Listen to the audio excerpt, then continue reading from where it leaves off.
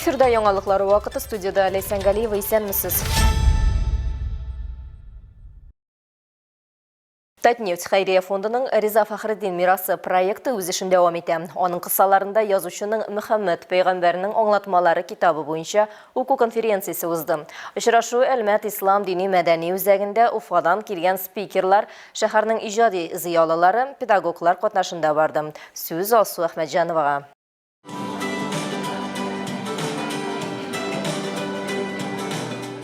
Мөхәммәд сүзләренә аңлатмалар исемле җыентыгы Ризаэддин Фахриддинның иң әһәмиятле әсәрләренең берсе. Ул 1916 елда Оренбургта язылган. Анда ул исламның төп нигезләмәләрен аңлатып язган. Әлмәттә үткәрелгән чираттагы уку конференциясендә Ризаэддин Фахриддинне, аның иҗатын, эшчәнлеген, аның мирасын өйрәнүче Уфадан килгән галим мәгърифәтчеләр катнашты. Конференция модераторы Риза Фахриддин мирасын саклаучы Диләрә Гыймранова.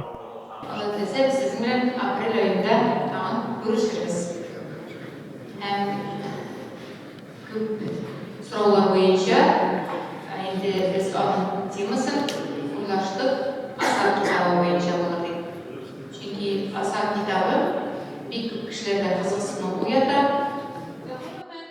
Фәхретдин халыкның үсешенә омтылган мөселман зыялыларының күренекле вәкилләренең берсе. Ул кешеләрнең өстенлекләре һәм камиллекләре ике нәрсәдән тора дип саный: бу дин һәм фән. Бу фикерне дәлилләп, ул Коранның күп урыннарында акыл турында искә алулар һәм аңа чакыруларга мисал китерә. Белемсез дин, динсез белем бирү кебек үк җимергеш. Бу сүз бүген дә актуаль дип саный уку конференциясе спикерлары.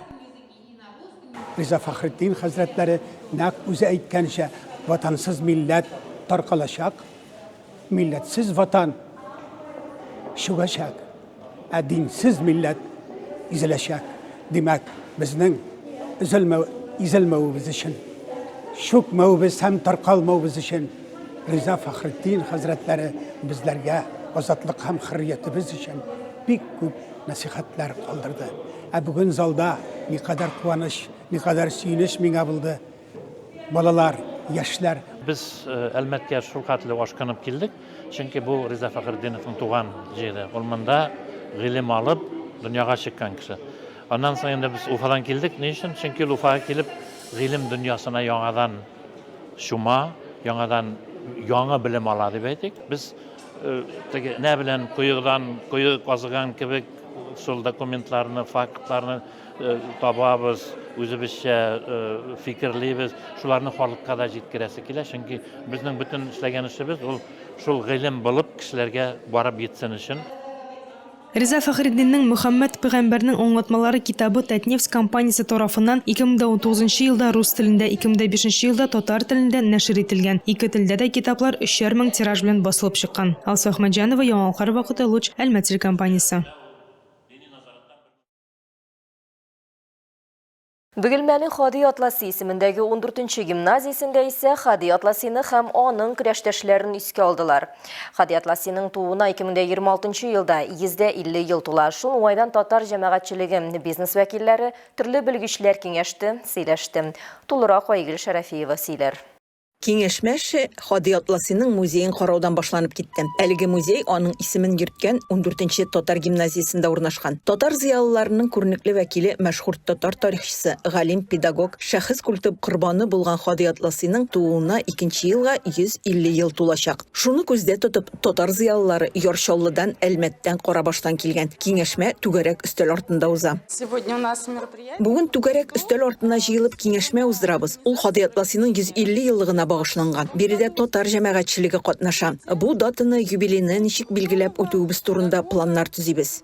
Хади Атласы үз чоры өчен бигрәк тә 20нче гасыр башларында олуг фикер иясе, зур тарихчы, үткен публицист булып саналган. Хәзердә аның күп кенә хезмәтләре тарихчылар һәм милли зыялылар өчен үрнәк булып тора. Шуңа күрә очрашу киңәшмә белән генә тәмамланмаячак. Көннең икенче яртысында түгәрәк өстәлдән соң без Хади Атласы истәлегенә куелган мемориал тактага чәчәкләр салачакбыз һәм аннан соң шәһәребезнең халыклар дуслыгы исемендәге китапханәдә Хади Атласы исемендәге премия лауреаты, халык язучысы Фәүзия апа бәйрәме белән очрашу үткәрәчәкбез. Юбилей үткәрү зур эш. Планга музейда ремонт ясау, республика рәисе янына әлеге датаны билгеләп үтү киңәшмәсенә бару эшләре билгеләп үтелде. Хади Атласиның юбилеен Бөгелмәдә генә түгел, республика күләмендә зурлап үткәрергә җыеналар. Айгөл Шәрәфиева, Ямьяхин, яңалыклар вакыты, Луч Әлмәт телекомпаниясе.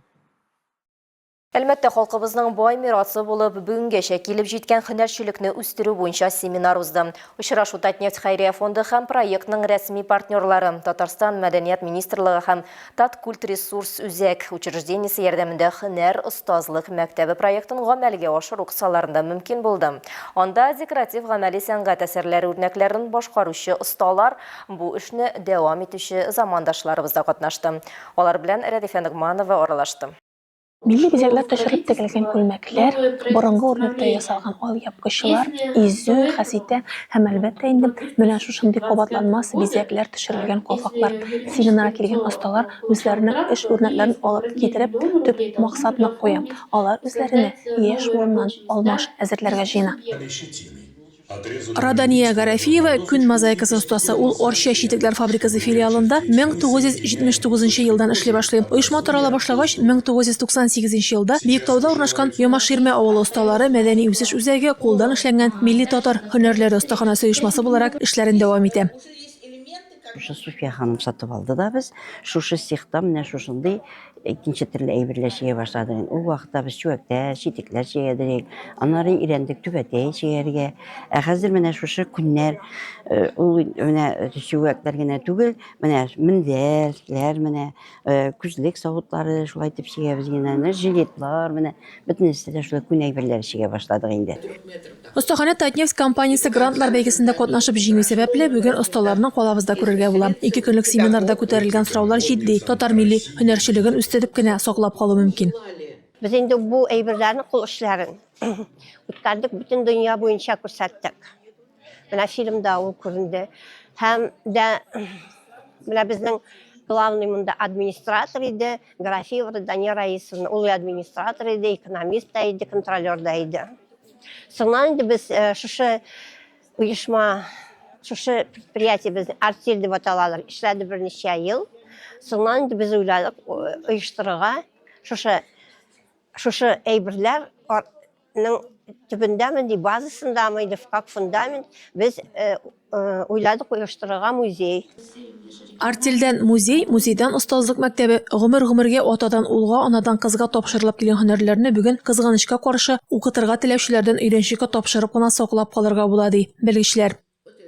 Biz менә сувенирлар ясыйбыз, сувенирларны сатабыз, әйме? Һәм сувенирларда менә бу милли үзенчәлек булырга тиеш. Чөнки бөтен кешегә кызык, менә чит илдән киләләр, төрле өлкәләрдән киләләр. Татарныкы нәрсә ул? Нинди ул татарныкы икән дип. Шуңар күрә менә хәзерге көндә менә мәктәпләр кирәк инде, мәктәптә өйрәтү, дәресләр кирәк менә бу халык сәнгатенә, татар халык сәнгатенә, икенче халык сәнгатенә өйрәтү. Шуның ашагына без теге үзебезнең мәдәниятне күтәрә алабыз. Рәдифә Нигъманова, Рамил Базардинов, яңалыклар вакыты, Луч Әлмәт телекомпаниясе. Азнакайда балих булмаганнарга рухи әхлакый тәрбия бирү һәм яшүсмерләрне деструктив җәмгыятьләргә җәлеп итүне кисәтү дигән актуаль мәсьәләләргә багышланган иҗтимагый совет утырышы узды. Бу проблема аерым игътибар таләп итә, чөнки сүз җәмгыятебезнең киләчәге, үсеп килүче буынның сәламәтлеге һәм иминлеге турында бара. Бу хакта тулырак мәгълүмат махсус хәбәрчебез Эльмира Шарифуллина материалында. Соңгы вакытта иң актуаль проблемаларның берсе дроперлар, яшүсмерләрне деструктив бергәлекләргә җәлеп итүдән яклау. Утырышта катнашучылар шул хакта фикер алышырга җыелды. Несмотря на неоднократные и подробные, многократные предупреждения в разных средствах массовой информации, в разных источниках, преступления все равно продолжаются. Катнашучылар алдында актуаль тема буенча доклад белән иҗтимагый совет әгъзасы, Мәгариф идарәсе начальнигы орынбасары Зөлфия Зарипова чыгыш ясады. Это самая большая Бу иң зур куркыныч, аның белән көрәшергә бик кыен. Беренчедән, ул безгә күренми, яшерен алып барыла. Ул социаль челтәрләр һәм безнең балалар аша алып барыла. Чөнки безнең балалар телефонга бирелгән. Бу беркемгә дә сер түгел. Һәм бер яктан бу баланың шәхси мөхите. Анда керергә беркемгә дә, әти-әниләргә дә, педагогларга да рөхсәт ителми. Икенче яктан, анда җинаятьчел гамәлләр булырга мөмкин. Преступные какие-то дела. Bizim мәктәптә bunday hüjumlara карата мероприятиялар бик күп апарыла, бик күп эш апарыла. Финанс дәресләре безнең үтә һәрбер классный сәгатьләрдә шушы темаларга бик күп материал куплана. Без шушы балаларны сак булырга бик каты өйрәтәбез. Ата-аналарында, собраниеларында чыгышлар ясыйбыз, кунаклар чакырабыз. Бик күп шапарына. Чара барышында катнашучылар яшьләргә рухи-әхлакый тәрбия бирү өлкәсендә эш тәҗрибәсе белән уртаклаштылар. Интернет челтәрләрендә бәлиг булмаганнарны деструктив төркемнәргә җәлеп итү, дроплар проблемасына банк карталарын куллану белән бәйле законсыз эшчәнлеккә аерым басым ясалды. Соңыннан ачыкланган проблемаларны хәл итүгә һәм яшь буынны тәрбияләүнең рухи-әхлакый нигезләрен ныгытуга юнәлдерелгән резолюция кабул ителде. Илмира Шәрифуллина, Рөстәм Әкбаров, Яңалыклар вакыты, Луч, Әлмәт телекомпаниясе. Балалар һәм яшүсмерләрне тәрбияле итүнең иң шәп ысулы аларның буш вакытларын калдырмау, ягъни мәсәлән, файдалы эшкә җәлеп итү. Бу беренче чиратта иҗат итү кирәкләр спорт секцияләре. Күп санлы шигырьләргә, мисал өчен, төбәгебездә яшәүче халыкларның этник музыкасын тыргызуны кертергә мөмкин. Татарстан нефтчеләре милли мәдәният белән якыннан танышырга, аның байлыгы һәм тирәнлеге белән илһамланырга мөмкинлек булдыруны балалар иҗаты аша да тормышка ашыра. Бүген музыка мәктәпләре каршында этник ансамбль эшли. Шуларның берсе 3нче номерлы балалар музыка мәктәбендә Ак лачын төркеме бүген канат яра. 3нче балалар музыка мәктәбенең Ак лачын коллективы халабызда яшь этник музыка коллективларының берсе. Алар киң җәмәгатьчелеккә, үзләренең тамашачыларына дастаннар башкару белән кирип киттеләр.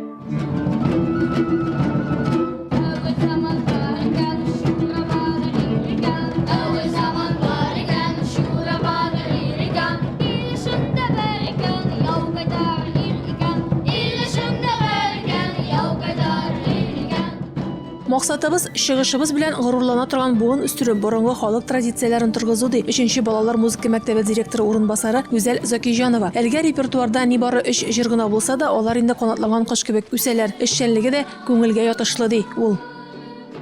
Да, мне очень нравится. Я слушаю ребят, погружаюсь в какое-то другое измерение. Да, то ли это древний мир какой-то, то ли это настоящее время. То есть ребята все равно по-новому преподносят эту музыку, и мне это очень нравится, и мне это по душе.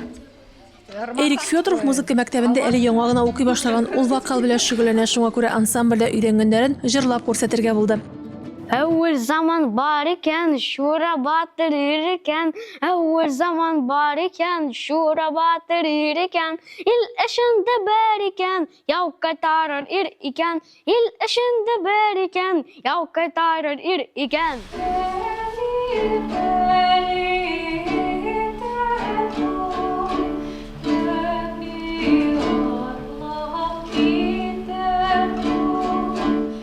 Аның кебекләр биредә берничә кеше барысы да инде булса уен коралында уйнарга өйрәнә. Бу ансамбль өстәмә шөгыльләрне яхшы тулыландыра ди егетләр. Сейчас играю на томе, на дафе, на баргане в ансамбле Клащан. И мне очень нравится все, справляюсь с легкостью. Я думаю, что это будет успешный коллектив. Уңышлы коллектив булыр дип уйлыйм. Без тырышачакбыз, егетләр тыңлый, тырыша, без уңышлы нәтиҗәләргә ирешә алырбыз дип уйлыйм. Вот, потому что мальчики еще маленькие, их можно чему-то учить, можно из них что-то лепить. Вот, они умеют слушать, они все-таки все музыкальные, и я думаю, что у нас большое будущее, мы сможем добиться высоких результатов.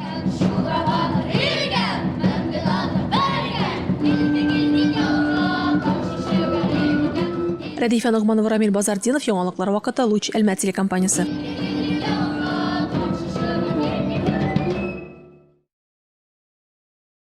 Мәдәният яңалыкларына колабыздан Татнефть Music Art проекты кысаларында күрнекле Япония һәм Россия органчысы Хирока Инауэ концерты узды. Музыка вечности мәңгелек музыкасы исемле программада күрнекле классик композиторларның орган өчен язган көйләре дә, башка инструментлар өчен язылып, бу уен коралына салынган композицияләре дә.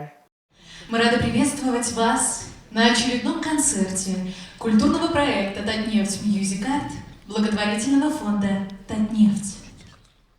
Мәңгелек музыкасы бөтен дөньяда танылган Япония һәм Россия органисты Хирока Инауэ белән орган кичәсе Татнефть хәйрия фонды тарафыннан даими уздырылып килгән Татнефть Music Art проекты кысаларында мөмкин булды. Хирока Инауэ Калининград өлкәсе филармониясе солисты. Ул һәрвакыт якты, эмоциональ һәм ышанмаслык виртуоз уены белән тамашачыны орган музыкасына буйсындыра ала ди музыка белгечләре.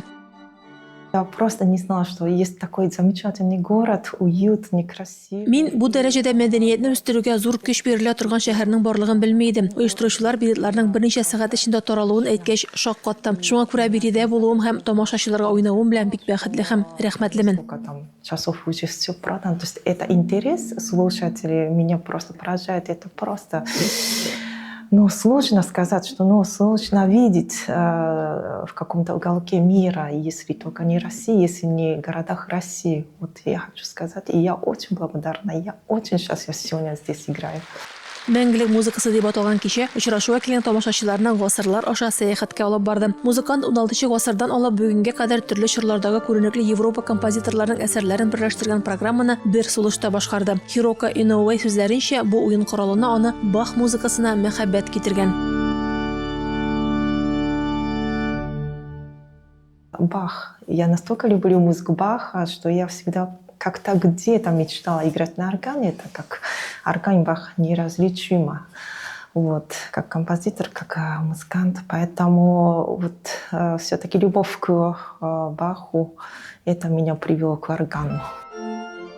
Хирока Инауэ Япониянең Осака шәһәрендә туа, Киотода сәнгать университетында укый. Аннары ул фортепиано классы һәм орган классы буенча Мәскәү дәүләт консерваториясын тәмамлый. Шунда ук пианистка буларак аспирантурада белем ала. 2006 елның көзеннән Хирока Калининград өлкә филармониясе солисты. Ул Россиянең башка шәһәрләрендә һәм чит илләрдә актив концерт эшчәнлеге алып бара. Рәдифа Нугманова, Рамил Базардинов, яңалыклар вакыты, Луч Әлмәт телекомпаниясе.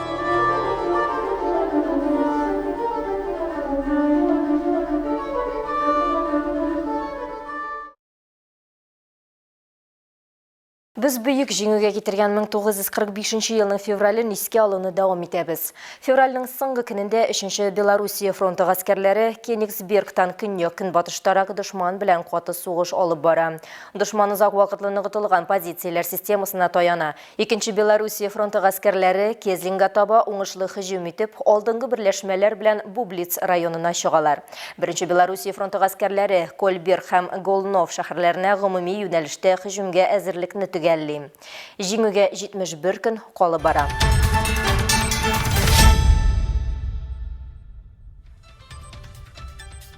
Бүгенгә шулар иде. Мин Ләйсән Галиева һәм монтаж операторы Динара Гайнетдинова сезнең белән сау булышабыз. Исән сау булыгыз.